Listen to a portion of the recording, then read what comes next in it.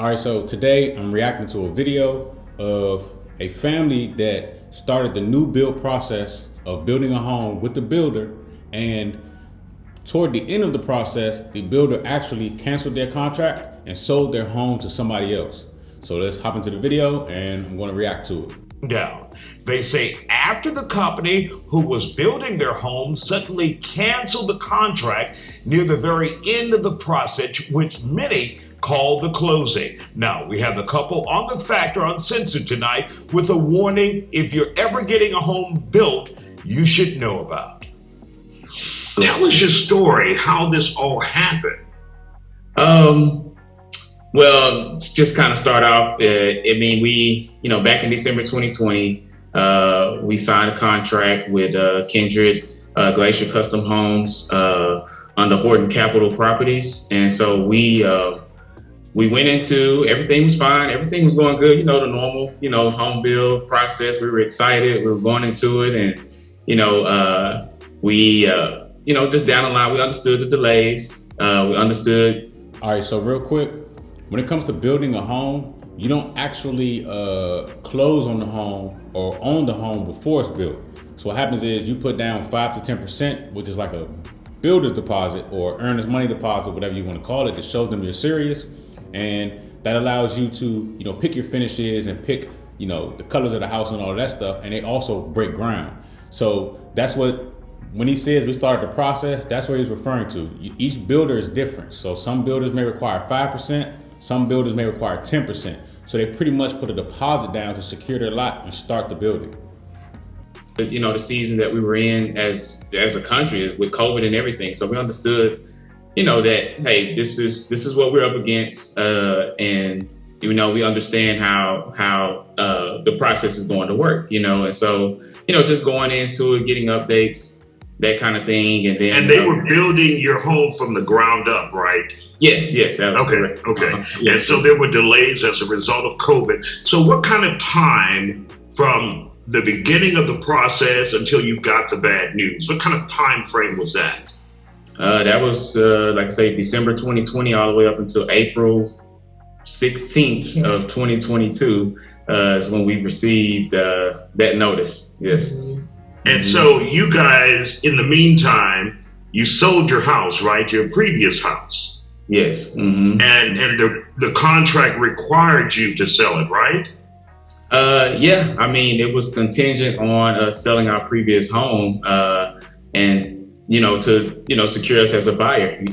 So it sounds like to me they were using in-house financing from the builder, and that builder required that they sell their previous home to satisfy the debt to income ratio requirement, because depending on how much money you make and how much debt you have, some institutions won't allow you to buy a second home unless the first home is rented out and you have proof of a tenant agreement, or if you don't have that, then they'll require you to sell the home in order to qualify for the next home.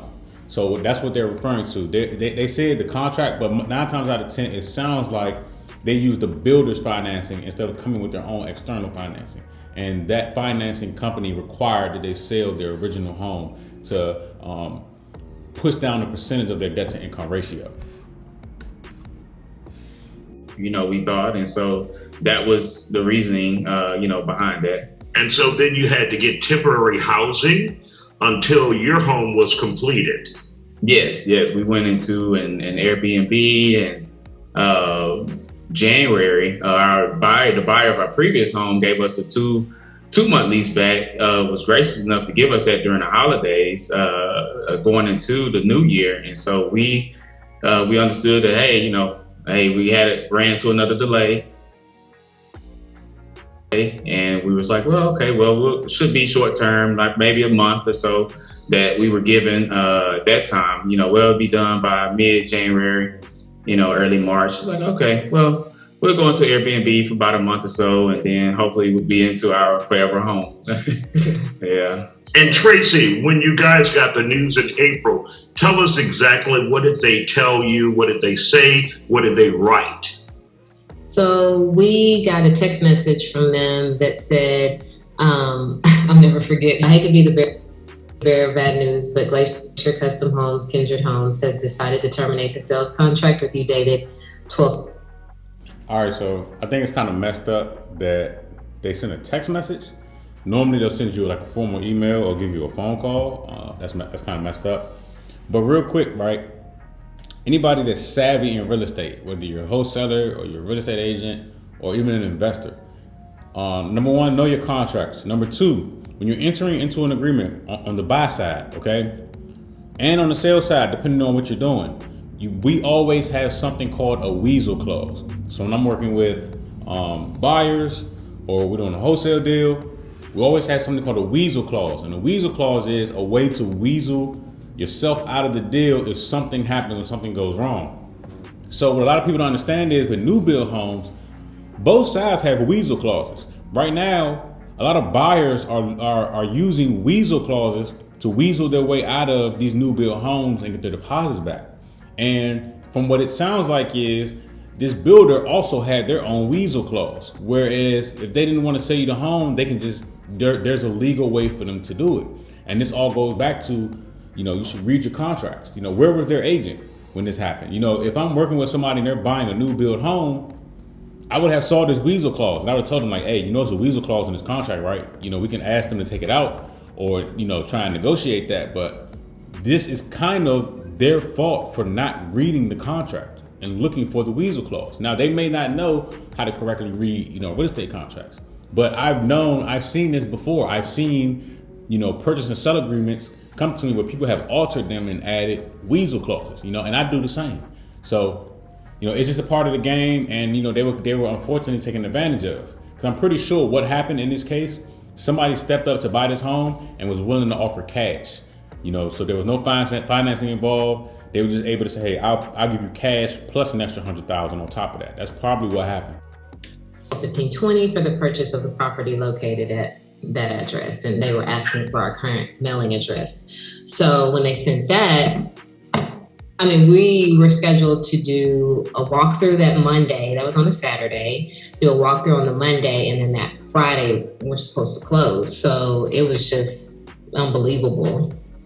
And I'm sure your heart dropped. You've been on this process, which is what, a year and a half, and out of the blue because you did nothing, no fault of your own. You guys did absolutely nothing wrong, but they said they were canceling the contract. And what reason did they give you for canceling the contract? We really can't speak on that right now because it's under, we have a pending lawsuit. So that part of it we can't talk about. So, okay, if there was a weasel clause in that contract for this builder, they're not going to be able to really recover anything in court. At most, they may recover something for their inconvenience because they had to sell their home and then live in an Airbnb. But outside of that, they may not actually really recover anything because, again, you signed the contract. If you didn't read it, that's your fault. Now, I'm not trying to, sound like I'm, being an asshole, but it is what it is. I tell buyers and sellers all the time, read your contract. And after I tell you, if you don't read it, that's on you.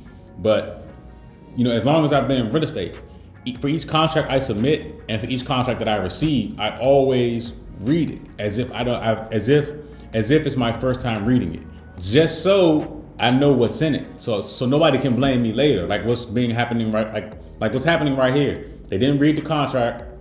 And let me also say this.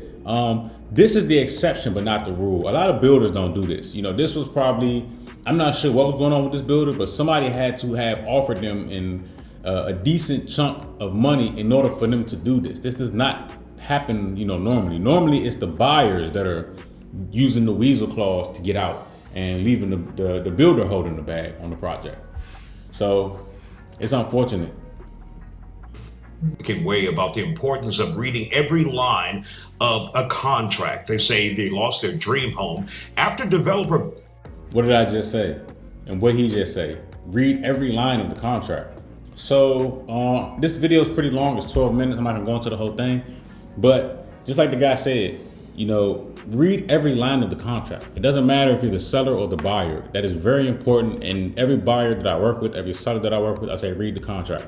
Okay, you need to understand it because as you can see right here, these people were taken advantage of Now they were giving their deposits back. You know, they were giving the money that they put down back. But the developer went with a bigger bag, and they could because it was in the original contract that these two signed. So, moral of the story, read, you know, even when you don't feel like it. And if you don't want to read, hire somebody else to read for you.